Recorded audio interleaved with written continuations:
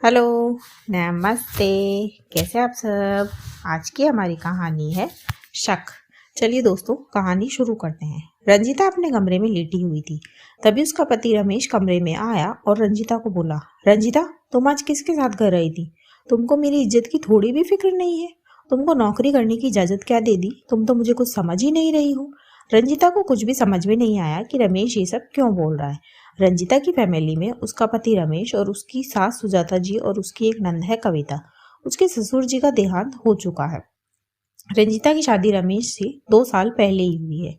रंजिता पढ़ी लिखी थी तो उसने अपने पति का साथ देने के लिए एक हॉस्पिटल में रिसेप्शनिस्ट की जॉब कर ली। आज उसके सर में तेज दर्द था तो वो जल्दी घर आ गई।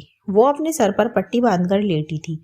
बजाय उसका हाल पूछने के रमेश उससे सवाल करने लगा। इस बात से रंजिता को बहुत बुरा लगा। उसे खामोश देखकर रमेश उसके पास आकर उसका हाथ पकड़कर उसे हिलाते हुए बोला, अरे बोलो, चुप क्यों हो? इसका मतलब मम्मी सही ही कह रही थी। औरतों को बाहर जाने की इजाजत देनी ही नहीं चाहिए थी। फिर रंजिता बोली, हाँ तो पता ही था मुझे, ये आग तुम्हारी माँ की ही लगाई हुई है। रंजिता की आवाज सुनकर उसकी सास और नंद दोनों कमरे में आ गई और सुजाता जी बोली, अरे हद है, एक तो चोरी ऊपर से सीना चोरी। मेरी गलती बता रही है। तुमसे ये जो पूछ रहा है उसका जवाब नहीं दिया जा रहा। इसका मतलब कविता ठीक कह रही थी। किसी बाइक वाले के साथ आई थी तुम। फिर रंजिता बोली, हाँ इसी की कमी थी। दोनों माँ बेटी मेरा ही ध्यान रखा करो, और कोई काम धाम तो है नहीं आप लोगों को। फिर रमेश बोला, अरे तो तुम बताती क्यों नहीं कि किसके साथ आई थी तुम? क्या तुम्हारे पास पैसे नहीं थे? कैब या ऑटो रिक्शा नहीं कर सकती थी? फिर रंजिता बोली, मेरी तबीयत खराब थी इसीलिए मैं जल्दी घर आई, और जिसके साथ आई वो कैब वाला ही था। कैब में आजकल बाइक का ऑप्शन भी अवेलेबल है, ये बात तो जानते हो ना तुम? मेरे सर पर पट्टी बंधी है, बजाय मेरा हाल पूछने के तुम मुझ पर इल्जाम लगा रहे हो। फिर सुजाता जी बोली, बेटा देखो कितना झूठ बोल रही है। कैब में बाइक थोड़ी आती है, हम क्या तुझे मूर्ख नजर आते हैं? फिर रंजिता ने अपना फोन रमेश को दिखाया जिसमें उसकी कैब की डिटेल्स थी। फिर रमेश भी बोला, माँ रंजिता सही कह रही है, और कैब में बाइक भी आती है। फिर रंजिता रमेश से बोली, अगर तुमको इतना ही शक है ना मुझ पर, तो मैं कल से काम छोड़ सकती हूँ। और इतना शक करने वाला तो अपनी बीवी को सारी सुविधाएं घर बैठे देवे। जब सैलरी आती है तब तो तुमको घर के सारे खर्चे याद आ जाते हैं। फिर रमेश के सुर बदल गए और वो नरमी से बोला, सॉरी रंजिता, वो माँ ने कहा था कि तुम किसी बाइक वाले के साथ आई हो तो मुझे गुस्सा आ गया, और मुझे तुम्हारे सर की पट्टी नहीं दिखी। I am sorry.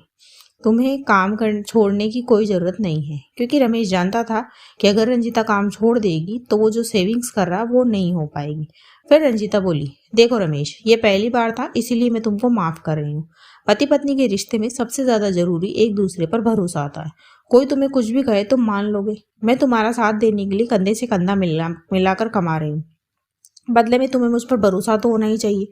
फिर रंजिता अपनी सास से बोली, और मम्मी जी आपको अगर मेरी इतनी ही चिंता है तो आप मुझसे ही पूछ लेती। पर नहीं, आपको तो घर में कलह करवाने में मजा आता है।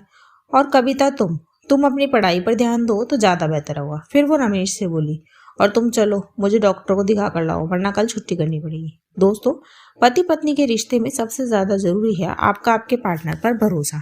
इसी मैसेज के साथ कहानी खत्म होती है। कहानी आपको कैसी लगी मुझे कमेंट बॉक्स में ज़रूर बताएं। ऐसी ही और कहानियाँ सुनने के लिए मेरे चैनल KNY के हिंदी कहानियाँ को सब्सक्राइब ज़रूर करें। थैंक यू सो मच दोस्तों। Thanks for watching. Do like, share and subscribe my channel. Thank you so much दोस्तों।